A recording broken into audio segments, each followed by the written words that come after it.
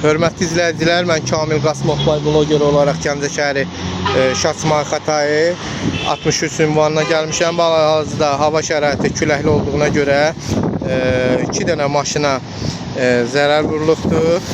Zərər vurulan qurumun küçə işıqlandırmasıdır. Küçə işıqlandırması aşıbdır.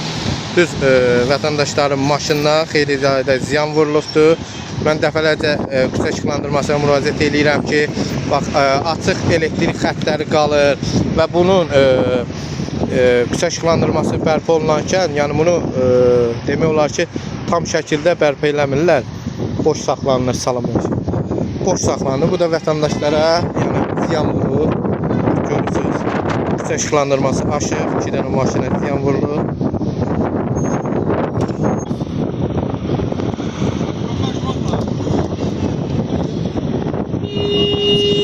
Burada görürsünüz, ayağı bombala boşdur, heç də yoxdur. Küləkdə maşına ziyan vurur. Bax, hamısı boş bağlanıb, bunun da küçə işıqlandırması cavab deyil.